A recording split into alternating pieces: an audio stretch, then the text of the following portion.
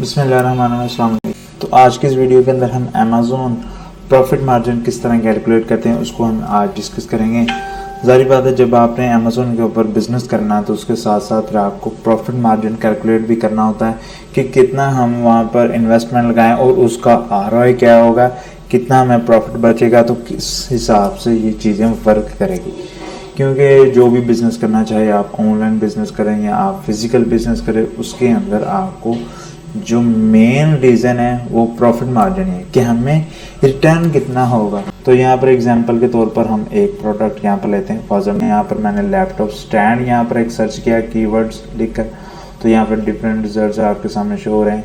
किसी भी प्रोडक्ट को आप एग्जांपल के तौर पर अगर हम लेते हैं, कोई भी आप प्रोडक्ट यहाँ पर ले सकते हैं। फॉर एग्जाम्पल अगर हम इसकी बात करें तो यहाँ से इसको हम पिक करते हैं।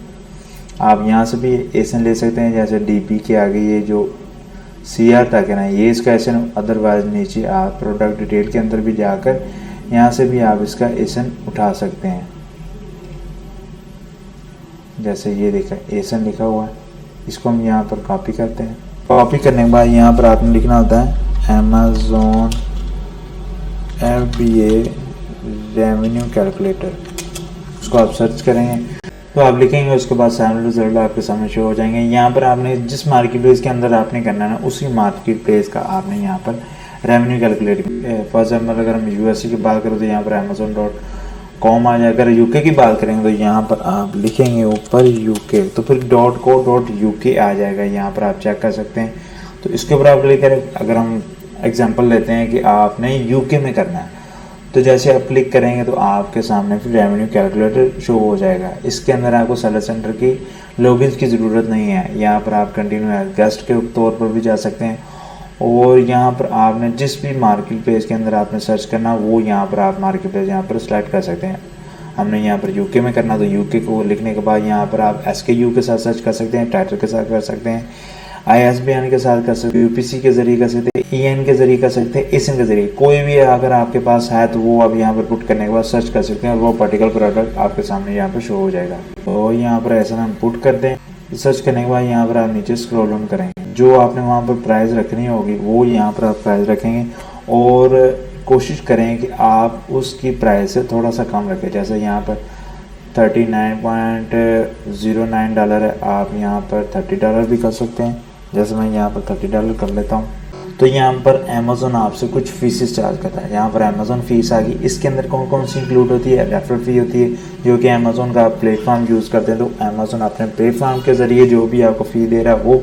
उसके बाद पर आइटम फीस अमेज़ॉन आपसे चार्ज करेगा। अगर ये सारी चीज़ें को इंक्लूड करें, डिजिटल सर्विस को भी आप इंक्लूड करें, जो कि आपकी कब इफेक्टिव होगी, आपकी 1 अक्टूबर 2024 से ये आपके ऊपर इंक्लूड हो जाएगी।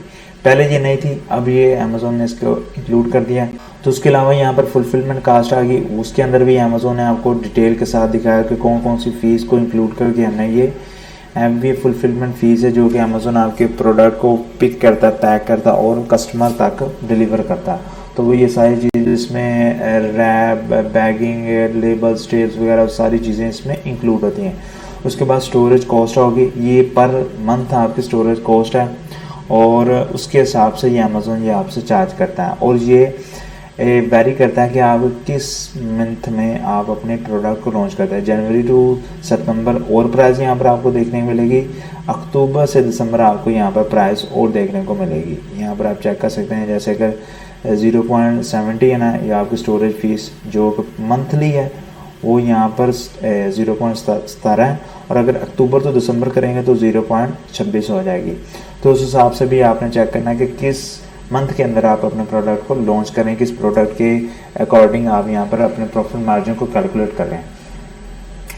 उसके बाद यहाँ पर आपको अमेज़ॉन वैट जो टैक्सेस के हिसाब से, जैसे यूएसए में टैक्सेस के हिसाब से, यूके में वैट के हिसाब से, इसकी कैलकुलेशन थोड़ी सी डीपली है। यहाँ पर वीडियो बहुत लेंथी हो जाएगी। ये जस्ट आपको मैं कैलकुलेट पर्पज़ के लिए ये वीडियो हम बना रहे हैं। अगर हमने इस टैक्सेस वगैरह को भी इंक्लूड करना है तो उसके लिए हम अलहदा से पार्ट 2 बना देंगे, जिसके अंदर हम टैक्सेस वगैरह को इंक्लूड करके अपने प्रॉफिट मार्जिन को कैलकुलेट करेंगे ताकि इजीली हम इस चीज़ को मैनेज कर सकें। यहाँ पर फिर हम ज़ीरो वैट दे रहे हैं क्योंकि हमने यूके में ही 85,000 थ्रेशोल्ड को क्रॉस नहीं किया। उसके बाद अमेज़न आपसे पूछ रहा है कि कितनी कॉस्ट आपको पड़ रही है इसकी, जैसे शिपिंग प्राइस समझ लिया आप, तो वो आप चेक कर लेगा फ्रेट फॉरवर्ड से। आपको आपके वज़न के हिसाब से कि कितने वज़न है उस हिसाब से आपको उसकी प्राइस मिल जाएगी, जो कि मोस्टली एवरेज के हिसाब से अगर मैं बात करें तो 1 से 1.5 डॉलर आपको मिलेगी। जैसे अगर 1.5 USD टू GBP इसको हम अगर कन्वर्ट करें तो यहाँ पर आपकी आ जाएगी 1.19 वो आ जाएगी। तो वो यहाँ पर आप पुट कर दीजिएगा 1.19। उसके बाद फिर आपकी जो मैन्युफैक्चरिंग कॉस्ट है वो आप चेक करेंगे। यहाँ पर आप देखेंगे, एक्सप्लोर वगैरह करेंगे लैपटॉप स्टैंड अलीबाबा के ऊपर। यहाँ पर आप अपना चेक करेंगे कि कौन सा मेरा प्रोडक्ट है, उस हिसाब से ही आप यहाँ पर चेक करेंगे। या बॉटम से ये सॉलिड है सारा, ऊपर ये चीज़ें हैं। तो इस तरह का आप यहाँ पर अपने प्रोडक्ट को फाइंड आउट करेंगे।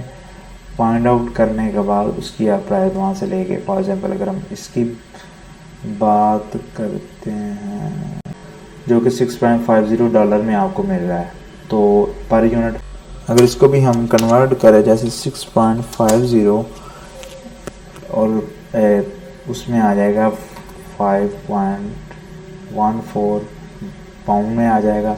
और यहाँ पर आप लिखेंगे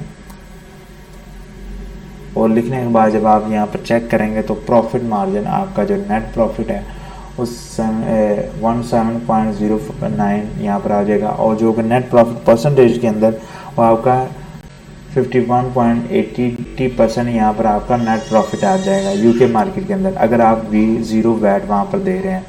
तो इस तरह ये चीज़ों को आप कैलकुलेट कर सकते हैं। अगर आपको ये वैट के रिलेटेड वीडियो हम ज़्यादा से बना देंगे तो इस तरह ये सारी चीज़ें ना मैनेज होती हैं। इस तरह आप प्रॉफिट मार्जिन को कैलकुलेट कर सकते हैं और आप चेक कर सकते हैं। और प्रॉफिट मार्जिन आपका 25 या 30% से ऊपर ही होना चाहिए, इससे नीचे नहीं होना चाहिए। और दूसरी चीज़ें भी आप इसके अंदर ऐड कर सकते हैं, अपने जो एडवर्टाइजमेंट की कॉस्ट आप ऐड कर सकते हैं, और भी जितने भी अदर एक्सपेंसेस वगैरह हैं वो आप ऐड कर सकते हैं।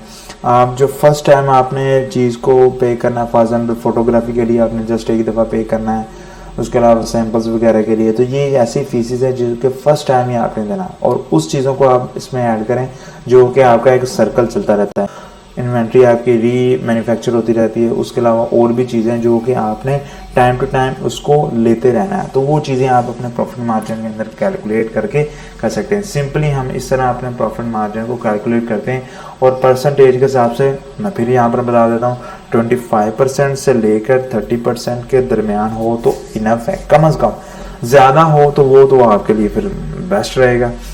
तो मिलते हैं फिर अगली वीडियो में और मज़ीद और इसके अंदर कैलकुलेशन वगैरह को ऐड ऑन करेंगे। तो यहाँ पर फिर वीडियो को एंड करते हैं। अल्लाह हाफिज़।